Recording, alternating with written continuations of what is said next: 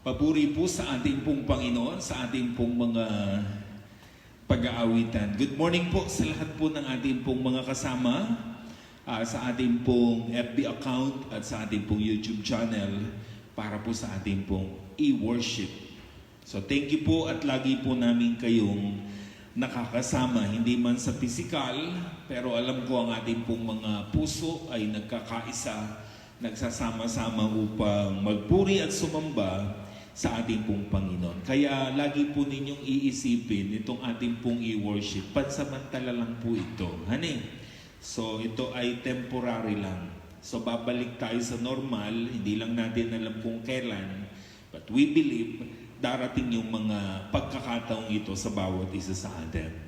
So ipagpapatuloy po natin ang paghahanap natin ng karunungan sa pang-araw-araw nating buhay gamit ang aklat na isinulat ni Haring Solomon, ang aklat ng Kawikaan, the Book of Proverbs. At ang menu natin for today, chapter 12. So halina at ating tikman ang putahing nakahapag sa atin sa Buffet of Wisdom, menu number 12. Verse 1. Ang taong may unawa ay tumatanggap ng payo, ngunit ayaw mapaalalahanan ang matigas ang ulo. Basta daw matigas ang ulo ng isang tao, mahirap daw yung pagsabihan, mahirap yung payuhan, mahirap yung turuan, hindi sila marunong makinig. Ang totoo, magagalit pa sila sa iyo pag sinasabihan mo sila. At madalas lumalabas pa na tayo'y nakikialam at tayo pa ang masama kasi nga hindi sila marunong tumanggap ng payo. Matitigas nga kasi ang ulo, matitigas ang bungo. Matigas ba ulo nyo? Kayo ba ang tinutukoy ni Haring Solomon sa verse na ito? O tingnan nyo, yan ba ang matigas mang ulo sa inyo? Yung tatay, yung nanay, o yung mga anak. So sino bang matigas ang ulo sa inyo? Parang yung joke ng yung noon, tagal na ito yung patigasan daw ng ulo yung Amerikano, yung Chinese, tsaka yung Pilipino. So yung una ay yung Chinese, inuntog ang ulo sa pader, nabasag yung pader pero nagalusan lang siya. Yung Amerika naman, inuntog sa pader yung ulo, nabutas yung pader pero hindi man lang nagalusan. Nung ang Pinoy na, ikaw naman, sabi ng Pilipino, ayoko, masakit yan. Ilang beses siyang pinilit, ayaw niya. So nagpa siya yung judge. Ang panalo ay ang Philippines. Matigas ang ulo. So matitigas yata talaga ang mga ulo natin. Kaya sabi ni Haring Solomon, madali namang malaman kung ang tao matigas ang kanyang ulo. Never yang nakikinig sa payo, never siyang nagbibigay pansin sa mga sinasabi sa kanya. So don't be hard-headed. Listen to advisors.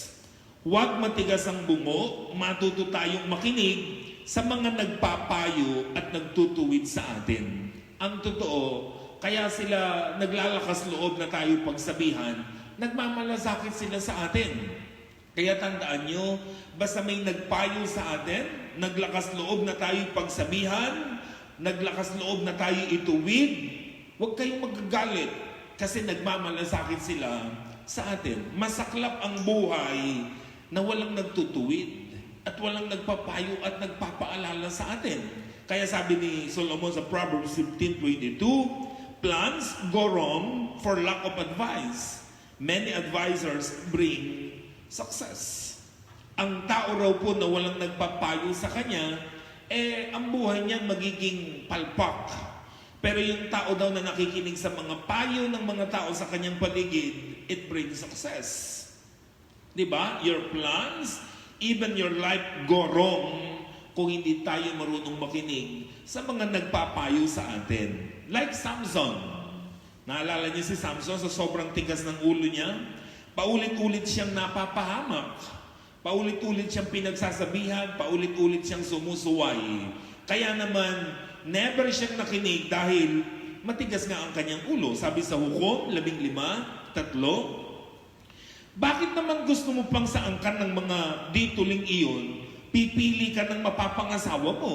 Wala ka bang mapili sa ating mga kamag-anak o kababayan? Sumagot si Samson, basta po, siya ang ibig kong mapangasawa. At alam niyo naman ang history ni Solomon. Lahat ng kapahamakan na kanyang na-experience sa buhay ay dahilan sa katigasan ng ulo niya sa pagpili niya sa mga kababaihan na hindi nila kalahi. Iyon ang nagpapahamak lagi sa kanya.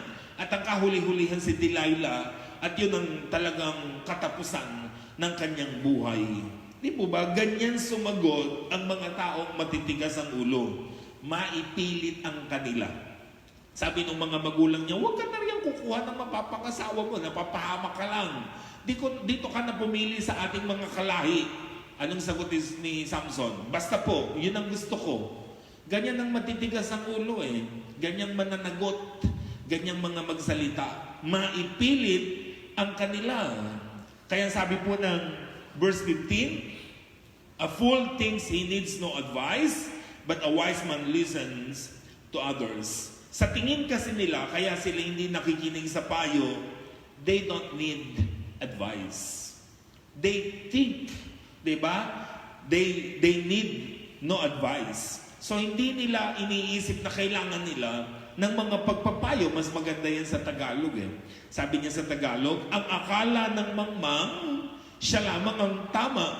Ngunit handang tumanggap ng payo ang taong may unawa. Hindi kasi tatanggap ng anumang payo o pagtutuwid ng isang tao na ang tingin niya, tama naman ang ginagawa niya. Yan ang malungkot sa maraming mga tao eh. Akala nila lagi sila ang tama, wala silang ginagawang mali. Kaya kapag pinagsabihan mo sila, hindi sila makikinig. At tumitigas ang kanilang puso at ang kanilang mga ulo. Sabi nga ng awit 19 verse 12, walang taong pumupuna sa sarili niyang kamalian. And that's true.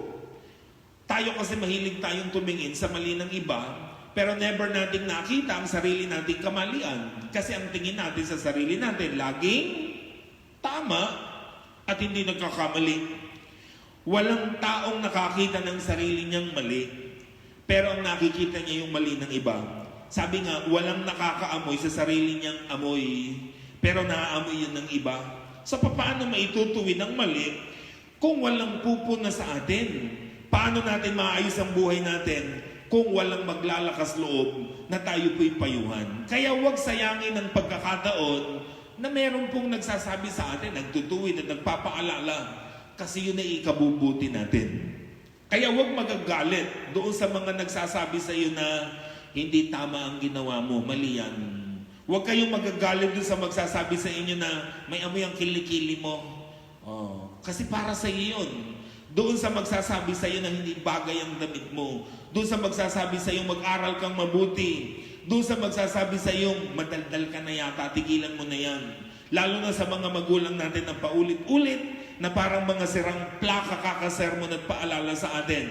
Tandaan nyo, concern lang sila sa atin. So ipagbunyi nyo kapag may mga taong nagmamalasakit at nagpapaalala sa atin. Ikalungkot nyo kapag wala nang nagpapaalala sa atin. At binabayaan na tayo kung anong gusto natin. Diba? Kasi ikapapahamak na natin yun. Verse 2, verse 3, and verse 7. Si Yahweh ay nalulugod sa taong matuwid. Ngunit sa masasama, siya'y nagagalit. Ang makasalanan ay hindi mapapanatag, ngunit ang matuwid ay hindi matitinag. Ang masama ay lubusang mapaparam at di magbabalik, ngunit ang sambahayan ng matuwid mananatiling nakatindig. So anong ibig sabihin ni Haring Solomon? In doing good, you will be rewarded. But in doing bad, you will be punished.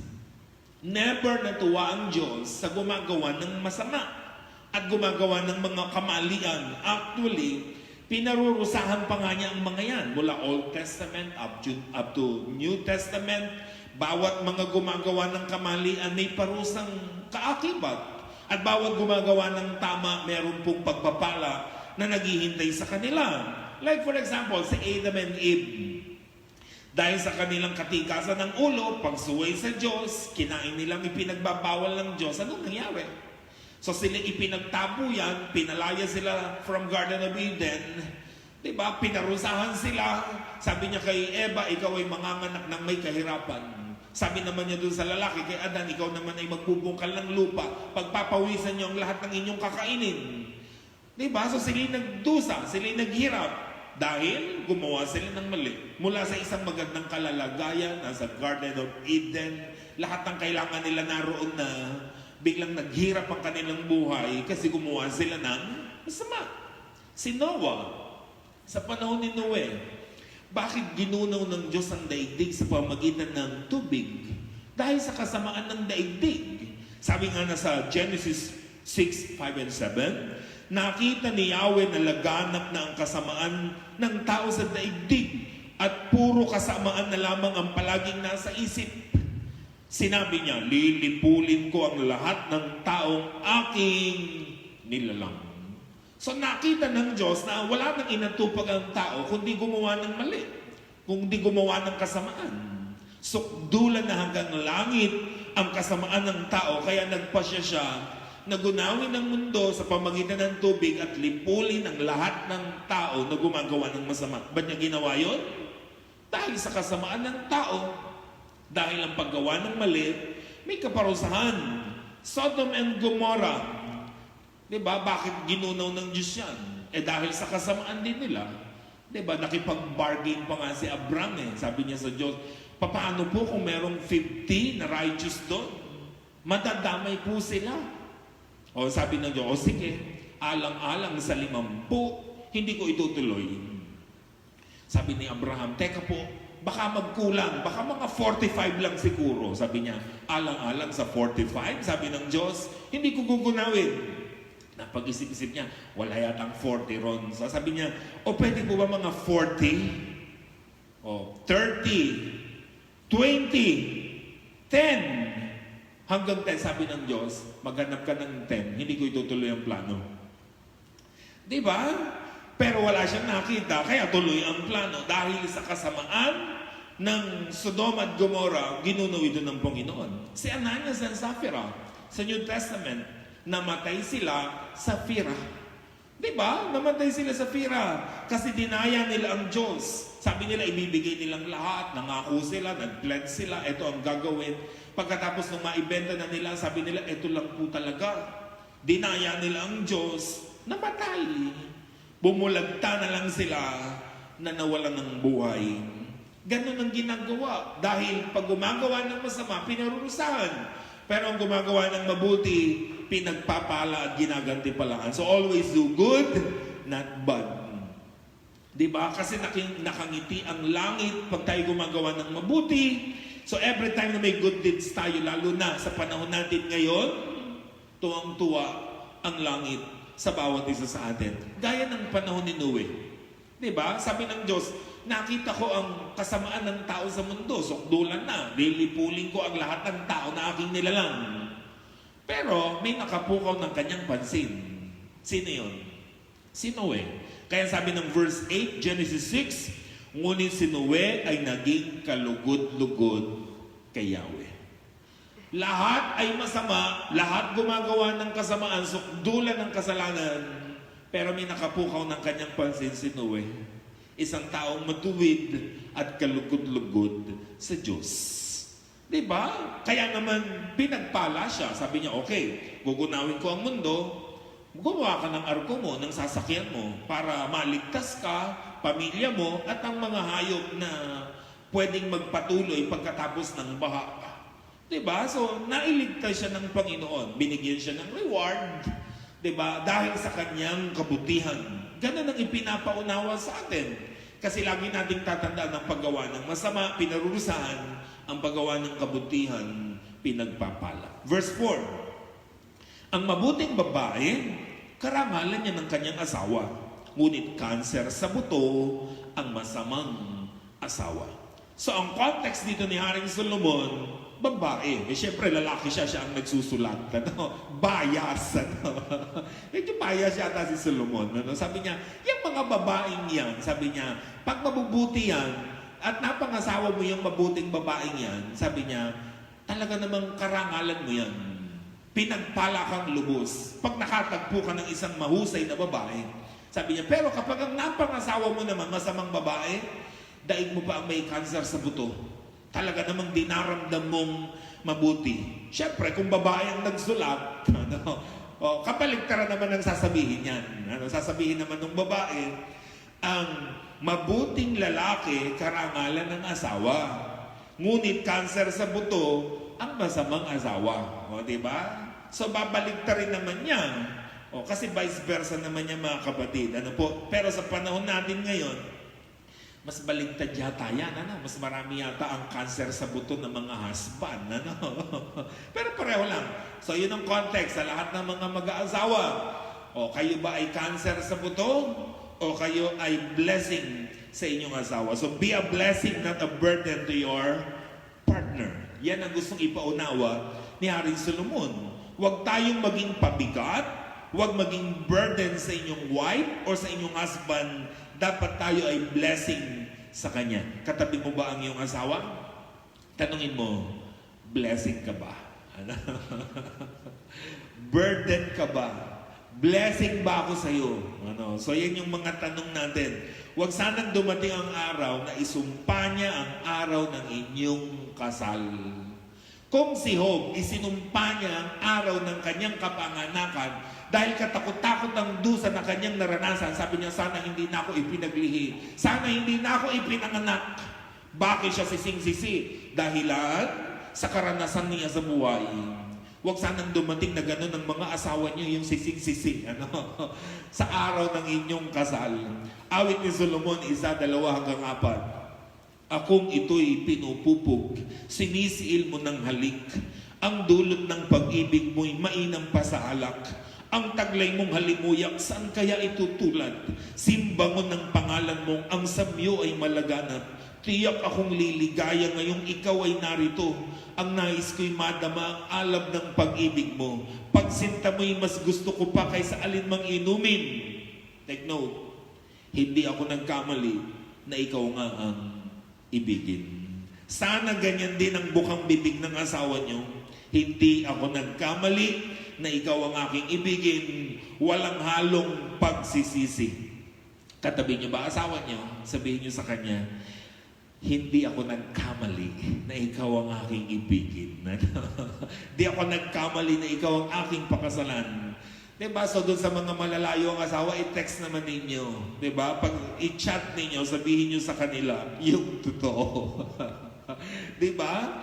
Importante yan. Kasi marami ngayon, sising-sisi na. Daig pa nila ang cancer sa buto, sa pabigat na asawa. Wala nang naitutulong, pero wish nyo pa. Ayusin ang buhay. Maging blessing tayo sa ating pong mga asawa. Huwag maging sumpa. Dapat ang maramdaman nila, hulog kayo ng langit sa kanila. Hindi kampo ni Satanas. Malungkot yun. Number 5 o verse 5. Ang taong matuwid, mabuting makiharap. Ngunit ang masama, bihirang magtapat. Isa po sa mga karakteristik nating mga Filipino, o kilalang kilala tayo sa character trait nating ito, being hospitable. Tayo kasi mga hospitable tayo, yung hospitality na yan. Di po ba? Kilala tayo mga Filipino. Sa sobrang hospitable natin, sukdulang mangutang tayo, may maipakain lang tayong masarap sa mga bisita. Di ba? Naglalabasan ng mga malalambot na unan. Tayo nagtsatsaga sa mga bato. Pag mayroong bisita, yung mga malalambot, naglalabasan Yung mga magagandang punda ng unan, yung mga may burda pa, diba? Yung mga bagong tuwalya na galing pa sa ibang bansa, diba? Samantalang tayo yung mga ginagamit natin, yung pag pinunas mo hindi nakakatuyo. Diba? Lahat ng magaganda naglalabasan. Yung mga kutsarang ginto-ginto, naglalabasan. Mga kaldero, mga plato, lahat ng kasangkapan naglalabasan kasi may bisitang dumating. Ganon tayo ka-hospitable Kasi marunong tayong makitungo, makiharap sa mga taong dumarating sa ating bahay. So be hospitable. Pero take note, huwag naman tayong paabuso. Kasi yan ang problema natin because of yung tinatawag nating pagkaalipin natin, sumobra ang pag-aabuso sa atin ng mga taong dumarating sa ating pong bayan. To the point na tayo na ang inaalipin, inaapi. Yan ang nagaganap sa buhay natin. Diba? Minsan, may bisita, tayo ang lalabas sa kwarto. Diba? Tayo ang matutulog sa sala. Sila ang naka-aircon, tayo nagtitiis na hindi nag-aircon. Diba? Sa sobra nating kagustuhan na maging hospitable, I'm not saying na mali. Kasi nasabi ko, baka naman na-abuse na tayo sa ganitong mga karakter natin. Diba, nagtitiis tayong walang ulam, pero pag dumating ay mangungutang pa tayo at mabaon na tayo sa utang dahil sa mga bisita. Diba, ngayon kung kayo ang mga bisita, makaramdam naman kayo. Diba, mag-aabot-abot kayo para makain nyo ang gusto nyo. Diba, at kung anong nariyan nakahapag nila, huwag nyo sistihin. Ano po? Dahil yun ang kakayanan ng mga binibisita natin. Ulitin natin, maging hospitable tayo, but not to the point that we are abused. Diba? Ng mga tao bumibisita sa atin. Si Mary, Martha, and Lazarus, magaling yung mag-istima ng bisita. Every time na dumarating ang Panginoong Yesus sa kanilang bayan, sa kanilang bahay sa Betania, ang gagaling nilang mag-asikaso kay Jesus sa kanyang mga alagad. Isang beses, sa Juan 12, 1-3. Si Jesus ay nagpunta sa Betania, kung saan nakatira si Lazaro na kanyang muling binuhay. Isang hapunan ang inihanda roon para sa kanya. Si Lazaro ang isa sa mga kasalo ni Jesus, samantalang si Martha naman ang tumutulong sa paglilingkod sa kanila. Kumuha naman si Maria ng isang bote ng mamahaling pabango galing sa katas ng dalisay na nardo at ibinuhos sa mga paa ni Jesus. Pagkatapos, pinunasan niya ang mga ito ng kanyang buhok at napuno ang buong bahay ng halimuyap ng pabango. Nakita niyo kung paano sila naging hospitable sa mga bisita nila. Si Lazaro, siya yung nag-iistima kasama doon sa hapagkainan. Si Martha, siya ang nagluluto, siya ang nagsiserve, siya ang nagbibigay kung anong kailangan nila.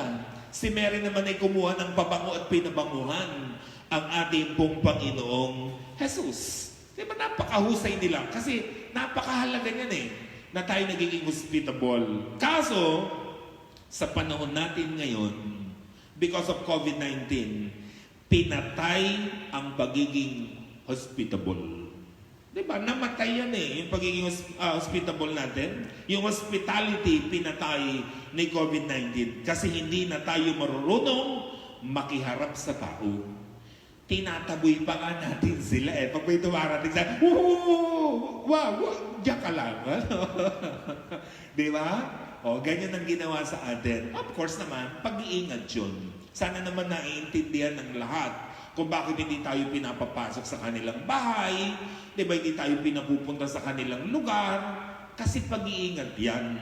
Pero hindi naman ibig sabihin, hindi na tayo hospitable. Dapat tuloy pa rin ang patuloy nating pagpapatuloy, lalo na kapag natapos na ang ating pong sitwasyon na ito sa ating pong bayan at sa ating bansa at sa buong mundo. Verse 6, pumapatay ng lihim ang mga pangungusap ng masama, ngunit ang salita ng matuwid ay nagliligtas sa kapwa. Words can kill and heal. Life and death is in the power of your tongue. Bumubuhay at pumapatay ang ating pong mga salita, ang bawat lumalabas sa ating pong bibig. May kapangyarihan tayong pumatay o bumuhay sa pamamagitan ng ating pong mga pagsasalita. Sabi nga ng Proverbs 18:21, the tongue can bring death or life. Ilan na ba ang napatay nyo? Diba? Ilan na ba ang napagaling ng inyong bibig? Ilan na ba ang nabuhay dahil sa mga salita natin? Diba? Ang ating palang bibig, pwede yung pumatay. Pwede yung bumuhay. Pwede yung magpagaling. Pero syempre, hindi yan literal. Ang sinasabi dito na nakakapatay at bumubuhay ay yung ating mga kalooban at mga damdamin at ang ating mga araw. Halimbawa, ang isang salita, papatay siya ng araw ng isang tao. May isang tao, sayang-sayang gumising, diba? Sarap na sarap ang kanyang pagbangon, diba? Nakangiti agad, bigla kang nag-text, bigla kang tumawag, bigla kang may sinabi sa kanyang hindi maganda, pinatay mo ang araw niya. Ganun ang ibig sabihin. Diba? Merong isang taong malungkot, Nagdaramdam, nagdurusa, pinayuhan mo siya, sinabi mo, kaya mo yan. Be strong. Narin ang Diyos. Nabuhayan siya ng loob. Nakita nyo, ang salita natin, bumubuhay at pumapatay. Sabi mo doon sa isang tao, ang bobo-bobo mo. Wala kang mararating sa buhay. Diba? Ganyan ka na lang. Pinatay mo ang kanyang pangarap. Pinatay mo ang magandang buhay na nag-aantay sa kanya. Diba? Pero doon sa tao na in-encourage mo kahit mahina ang kanyang ulo, sabi mo, kaya mo yan. Diba? May panahon para ikaw ay umangat. Maging ganito ka at maging ganyan ka. Diba? Na-encourage siya tuloy at umangat siya sa kanyang buhay. Binuhay mo ang kanyang mga pangarap. So ang bawat salita na lalabas sa bibig natin, pumapatay at bumubuhay. Nagbibigay ng sakit o nagpapagaling. Ang tanong na lang, ano ang mas madalas? Bumuhay tayo o pumatay? Magmanakit o magpagaling ng kalooban ng mga tao?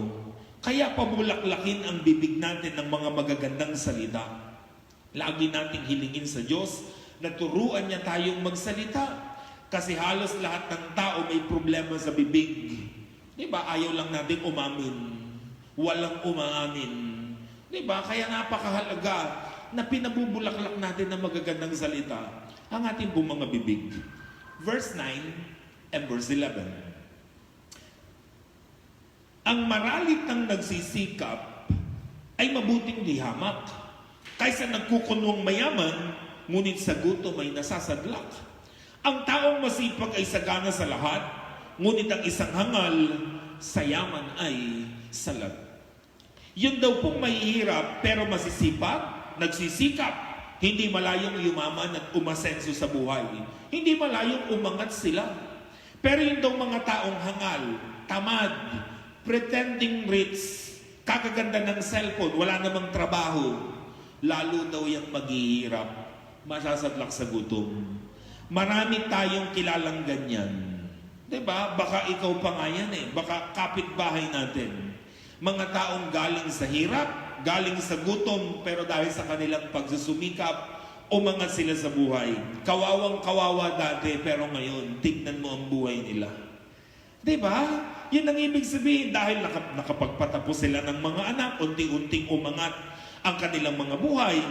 Mga dating naglalako lang ng kung ano-anong mga kakanin, mga tinda-tinda, mga nangangalakal, pero dahil nagsumikap, diba? Pinag-aral ng mga anak, may narating sa buhay, umangat sila. Ang puhunan lang nila, sipag, diskarte at pagsusumikap.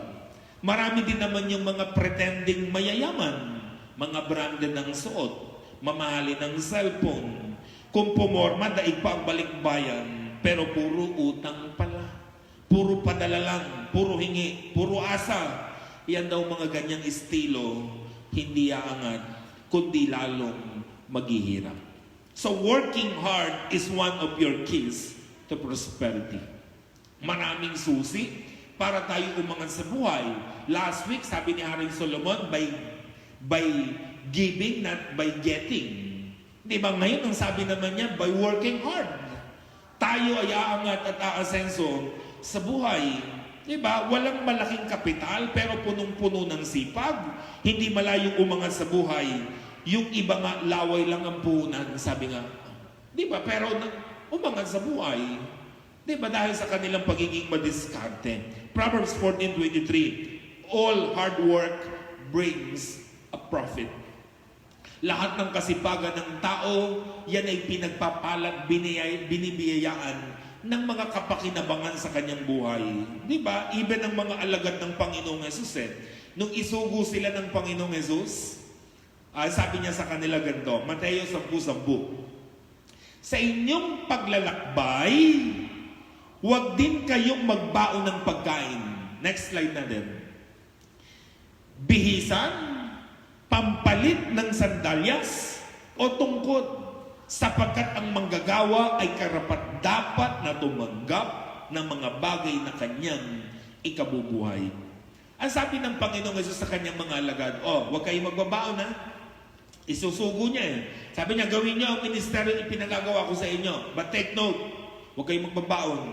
Huwag kayong magdadala ng bisan. Huwag kayong magdadala ng kung ano-ano. Sabi niya, huwag kayong magdadala. Akong bahala sa inyo. Dahil ang mga gumagawa sa aking ubasan, pinagpapala ko yan. Diba? Yan ang sabi ng ating pong Panginoon. Huwag kayong magdadala ng baon. May magpo-provide niyan para sa inyo. You see? So, hindi lang sa mga gawaing panlabas, kundi maging gawaing para sa Panginoon, binebless siya. Basta't masipag tayo para sa Panginoon. Diba? Mga kapatid, mga kaibigan, unawain nating mabuti ang mensahe ng Panginoon para sa ating lahat today. Namumuhi siya sa gumagawa ng masama at nalulugod naman siya sa gumagawa ng mabuti. Kaya, huwag matigas ang ulo. Matutong makinig sa mga nagpapayo sa atin at nagpapaalala sa atin. Ano po? Dahil ang mga matitigas ang ulo, hindi yan binebless ni Lord. Huwag maging burden sa asawa. Gawan nyo sila ng kabutihan, maging blessing tayo. Dahil pag nagiging blessing tayo sa ating mga partner, binebless tayo ng Diyos. Diba? At kapag di tayo nagiging blessing sa ating pong asawa, baka masira pa ang ating pamilya. Pakitunguhang mabuti ang ating kapwa. Gamitin ng bibig para bubuhay, hindi para pumatay. Gamitin natin para hindi manakit, kundi magpagaling. Magsipag tayo dahil ang gantimpala ay naghihintay para sa atin. Ang kasaganaan na galing sa Panginoon. Magtamad ka, masasadlak ka sa hirap. Ulitin natin, namumuhi ang Diyos sa paggawa ng masama.